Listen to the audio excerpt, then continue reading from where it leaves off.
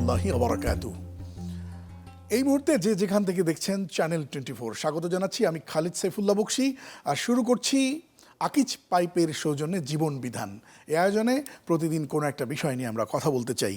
আজ আমরা কথা বলতে চাই বৈষম্য প্রেক্ষিত থার্ড জেন্ডার, যাদের নিয়ে আমার চিন্তা হলো যে অনেকগুলো ফুলের সমন্বয়ে হয় যে বাগান, সে বাগানকেই দেখতে লাগে অনেক সুন্দর। আমাদের থার্ড জেন্ডার যাদেরকে বলি, আমি বলতে চাই তারা সমাজের তৃতীয় ফুল। চলুন তাদের সাথে হচ্ছে নানামুখী বৈষম্য, এবং এই বৈষম্য খোদ আলেম ওলামা বা আমরাও করছে কিনা বোধহয় ভাবা দরকার, বোঝা দরকার। এই সব বিষয় নিয়েই উত্তর দেবেন বিশিষ্ট আলেমেদ্দিন, বিশিষ্ট ইসলামিক স্কলার জনাব প্রফেসর মাওলানা মুখতার আহমেদ, যিনি চেয়ারম্যান তারবিয়া এডুকেশন। শাহেখ স্বাগত, আসসালামু আলাইকুম। ওয়ালাইকুম আসসালাম ওয়া রাহমাতুল্লাহি ওয়া বারাকাতুহু। আমি যদি ছোট ছোট করে জিজ্ঞেস করি, আপনি কি জামাতের সাথে মহিলাদেরকে নামাজ পড়তে দেখেন মসজিদে? কিন্তু থার্ড জেন্ডারও তো নামাজ পড়তে চান, এবং থার্ড জেন্ডারও কিন্তু সেই ধারাবাহিকতায় 90% বেশি মুসলমান তারাও। জি, প্রথমত কথা হচ্ছে যে এই যে থার্ড জেন্ডার নামে এই শব্দটাকে আমি একটা ডিসক্রিমিনেশন বা বৈষম্য মনে করি। এই জন্য মনে করি যে থার্ড জেন্ডার বলতে যদি ইসলামের পার্সপেক্টিভ থেকে বলি, এমনকি বিজ্ঞানের পার্সপেক্টিভ থেকেও বলি, তাহলে আসলে থার্ড জেন্ডার বলতে কোনো জেন্ডার নেই, এদেরও জেন্ডার আছে। এটাকে আমরা যদি মেডিকেলি বা মেডিকেল সায়েন্সের পার্সপেক্টিভ থেকে যদি দেখি, তাহলে এদের তিনি ছেলে অথবা মেয়ে, হয় ছেলের প্রবণতা তার মধ্যে বেশি অথবা একজন নারীর প্রবণতা তার মধ্যে বেশি। হরমোন আসলে কোনটা বেশি এখানে কাজ করছে, এটা একটা বিষয়। 2 নম্বর তো রাসূল সাল্লাল্লাহু আলাইহি ওয়াসাল্লাম বলেই দিয়েছেন যে তোমরা একজন যদি এরকম খুনসা দেখো, অর্থাৎ যিনি আমরা বলি থার্ড জেন্ডার, তোমরা আইডেন্টিফাই করে দেখো যে তার যে অর্গানটাকে উপর ভিত্তি করে আমরা থার্ড জেন্ডার বলে থাকি, অর্গানটা তোমরা চেক করলে তোমরা বুঝতে পারবে যে আসলে তিনি কোন জেন্ডারের অন্তর্ভুক্ত। অতএব এই শব্দটার মধ্যে একটা বৈষম্য আছে বলে আমি মনে করি। এই শব্দটাই মূলত তাদেরকে সমাজ থেকে একেবারে বিচ্ছিন্ন বা আলাদা করে দিচ্ছে, এটা 1 নম্বর কথা। আর 2 নম্বর কথা হচ্ছে যে তিনি যদি মুসলিম হয়ে থাকেন তাহলে তার উপর নামাজ পড়া ফরজ, অতএব নামাজের জায়গা তো তার জন্য থাকবেই, অথবা নামাজে তার অংশগ্রহণের সেই সুযোগ থাকবেই। সমাজ যখন তাকে এই জেন্ডারের, এই যে আমরা যে জেন্ডার যে ফোবিয়ার কথা বলছি বা ডিসক্রিমিনেশনের কথা বলছি, এই জায়গায় যখন নিয়ে যায় তখন সমাজ তাকে অচ্ছুত মনে করে, অথবা এটা যেই ঘরে এরকম একটা সন্তানের জন্ম হয়েছে সেটাকে অপয়া, তাকে খুবই খারাপ এমন কোনো কিছু মনে করে। তারা তো জামাতের সাথে নামাজ পড়তে চান, এই কারণে অবশ্যই তাদেরকে জামাতের সাথে নামাজ আদায় করার অধিকার তাদের আছে। সেই সুযোগটা আমাদেরকে আলেমরা যারা কাজ করেন, যারা মসজিদে ইমামতি করেন বা যারা খুতবা প্রদান করেন অথবা যারা পাবলিক আলোচনা করেন, তাদেরকে এই বিষয়টা তুলে ধরতে হবে মানুষের কাছে। সাধারণ গোরস্থানেও তাদেরকে কবরস্থ করা হয় না, এটি খুবই দুর্ভাগ্যজনক। এটা আসলে যে সমাজে আমরা যেটা কথা বলছিলাম যে সমাজে এক ধরনের এদেরকে নিয়ে এক ধরনের নেতিবাচক যে চিন্তা আছে। আবার মনে করো যে ঘরে এরকম একটা সন্তান হয়েছে সেখানে আল্লাহর বুঝি অভিশাপ আছে বা আল্লাহর পক্ষ থেকে সেখানে কোনো তাদের প্রতি আল্লাহর পক্ষ থেকে কোনো রহমত নাই, তারা এমন কোনো অপরাধ করেছেন যার কারণে এরকম কোনো সন্তান হয়েছে।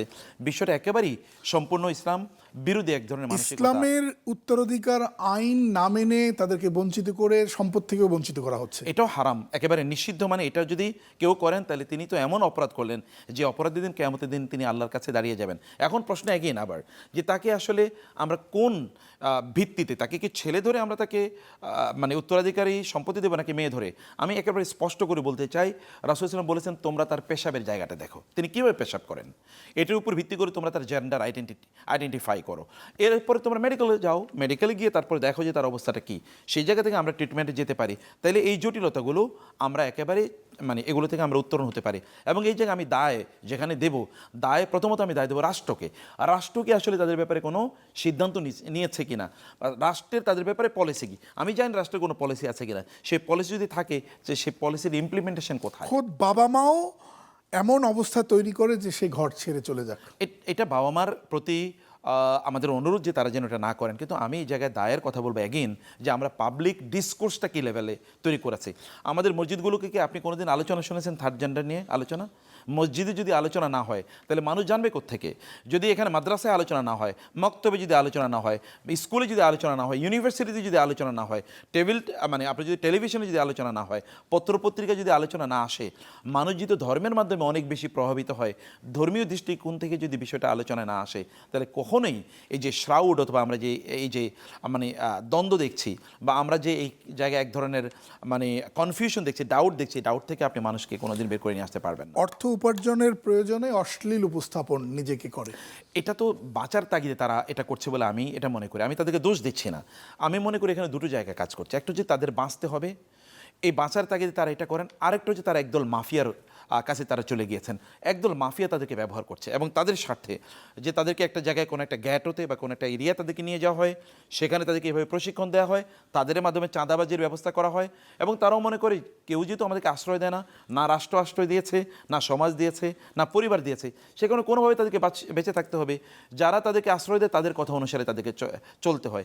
সেই কারণে এক নম্বরে রাষ্ট্রকে অবশ্যই দায় নিতে হবে এবং আমি মনে করি 2 নম্বরে এখানে আলেম ওলামা তাদেরকেও এখানে দায় নিতে রোল হবে, প্লে তাদেরকে করতে কথা পারে। বলতে আরও আসবো একটা বিরতির পর। দর্শক দেখছেন আকিজ পাইপের সৌজন্যে জীবন বিধান। ছোট্ট একটা বিরতির পর আবারও আসছি।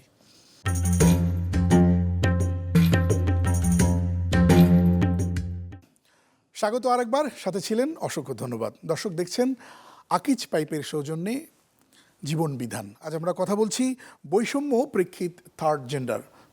প্রিয় আলেমদ্দিন মুখতার আহমেদ আছেন আমাদের সাথে। আপনি সরকারকেই সব বেশিরভাগ দায়িত্ব নিতে বললেন, কিন্তু আমাদের সমাজেরও তো দায় আছে।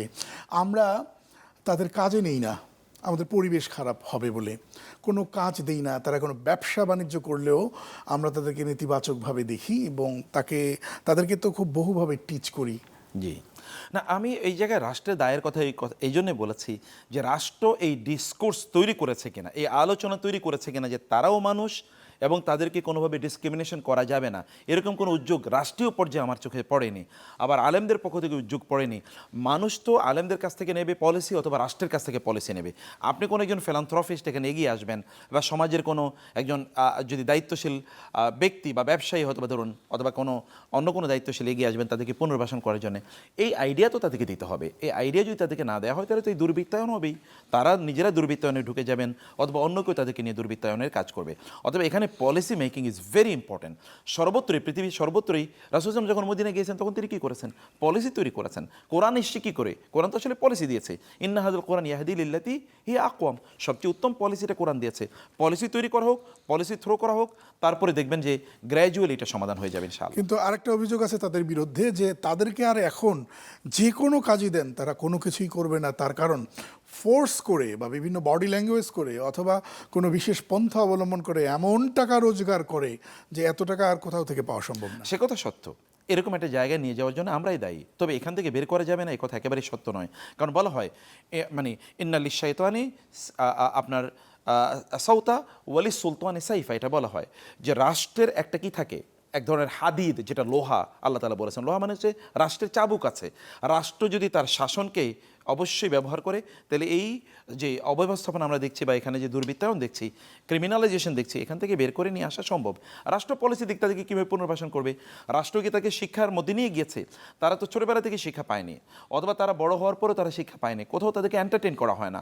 তাহলে তাদের জন্য শিক্ষার ব্যবস্থা করুক, প্রয়োজনে তাদের জন্য আলাদা এডুকেশন একটা স্ট্রিম ডেভেলপ করুক, সেখানে তাদেরকে পড়ানো হোক, এরপরে রাষ্ট্রীয় কাজে তাদেরকে পুনর্বাসন করার ব্যবস্থা করা হোক।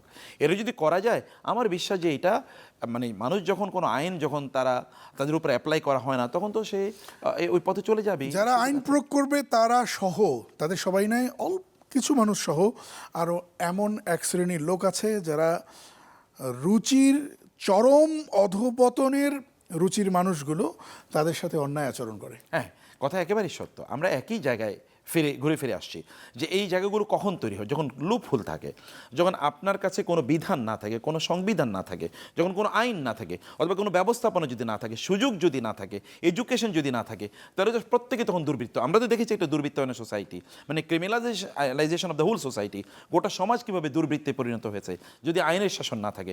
আমার মনে হয় যদি আইনের শাসন আমরা ডেভেলপ করতে পারি, ওদেরকে নিয়ে আমাদের একটা থিঙ্ক ট্যাঙ্ক তৈরি হোক না যে তাদেরকে কীভাবে পুনর্বাসন করা যায়, তারা এমন একটা পেপার দেখ, আমাদেরকে একটা পলিসি দেখ, রাষ্ট্র এরকম একটা তৈরি করুক, তাদেরকে নিয়ে কাজ করুক, তারপরে আমরা দেখি যে এটা থেকে বের হবে না কেন, অবশ্যই বের হবে। আমাদের সেই ভাই বোনদের নিয়ে অনেক বড় আমাদের হতাশা এবং আশাবাদী আমরা হতে চাই।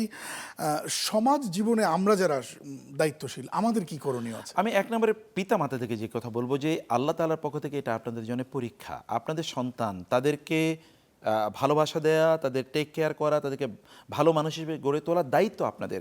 সন্তান যদি কোনোভাবে কোনো কারণে যদি এমন হয় যে বিকলাঙ্গ হয়েছে, তাহলে সে কিন্তু আপনারই সন্তান। অতএব আল্লাহ তাআলা এই সন্তানের কারণে হতে পারে আপনাকে জান্নাতে নিয়ে যেতে চান। আপনি ধৈর্য ধারণ করে আপনার সন্তানকে বড় করুন, তার প্রতি দায়িত্ব পালন করুন। তাকে অবহেলা করেন, অবজ্ঞা করেন, তাহলে কিয়ামতের দিন আল্লাহর কাছে আপনাকে জবাবদিহি করতে হবে। 2 নম্বর, আমরা বলি আমরা তাদের জন্য কিছু ট্রেনিংয়ের, ভোকেশনাল ট্রেনিং অথবা ধরুন এক্সট্রা এরকম কিছু ট্রেনিংয়ের ব্যবস্থা আমরা তাদের জন্য করতে পারি। ওই ট্রেনিংয়ে তাদেরকে ঢুকাতে পারি যেন তারা কিছু কাজের যেন তারা সুযোগ পায়। 3 নম্বর হচ্ছে তাদের জন্য মোরাল ট্রেনিংয়ের ব্যবস্থা করা দরকার। আলেমরা কি এটা করতে পারে যে ঠিক আছে এটা আমি বলছি এগেন থার্ড জেন্ডার শব্দটাকে আমি গ্রহণ করছি না, তারপরেও যাদেরকে আমরা মনে করি এই যে third gender, within bracket third gender, তাদেরকে ডেকে কি আমরা কোনো একটা মাহফিল আয়োজন করতে পারি, অথবা একটা কনফারেন্সের আয়োজন করতে পারি, অথবা আলোচনা আয়োজন করতে পারি। তাদেরকে বলতে পারি যে তোমরা এইভাবে কাজগুলো করো, তোমাদেরকে ইসলাম বলেছে এইভাবে কাজ করা। তারা তো কিছুই জানে না। সমাজের মেন স্ট্রিমে আমরা তাদেরকে নিয়ে আসার জন্য আমাদের উদ্যোগ কোথায়? এগুলো যদি আমরা গ্রহণ করতে পারি, আমার বিশ্বাস এই সমস্যা থেকে আমরা অবশ্যই উঠে আসতে পারবেন। আল্লাহ তাআলা তৌফিক দান করুন, আমিন। আমিন। দর্শক, আমরা চাই থার্ড জেন্ডার যাদের বলা হয় তারা আমাদের পাশেই। নারীরা যদি তাদের পার্সেন্টেজ নারী হয় তাহলে তারা নারীদের সাথে নামাজ পড়বে, আর পুরুষ হলে পুরুষদের সাথে নামাজ পড়বে, দূরত্ব মেনটেন করে যেভাবে পড়বার কথা। একই গোরস্থানে তারা শায়িত হবে, তাতে ইসলামের কোনো বাধা নেই। আর যে সকল বাবারা মায়েরা বঞ্চিত করছেন, আল্লাহ আপনাদেরকে হিদায়েত দান করুন, আল্লাহ তার সত্যিকারের বাবা মা হওয়ার তৌফিক দান করুন। আর সেই সমাজকে বলবো যে আমরা মুসলমান, সবার আগে আমরা আত্মসমর্পণকারী মুসলমান, আমরা কোনো রকম বৈষম্য করব না তাদের ওপর। এই সময়ে অনেক কিছু বদলে যাচ্ছে, এই বিষয়টিও বদলে যাক, এই প্রত্যাশাই রাখি। প্রফেসর মুখতার আহমেদ, অসংখ্য ধন্যবাদ, চমৎকার করে বলেছেন। বারাকাল্লাহ ফিক। দর্শক, আপনাদেরকেও অসংখ্য ধন্যবাদ জানাচ্ছি সাথে ছিলেন বলে। দেখছিলেন আকিজ পাইপের সৌজন্যে জীবন বিধান। আজ এ পর্যন্তই। আসসালামু আলাইকুম রহমতুল্লাহি ওয়া বারাকাতুহু।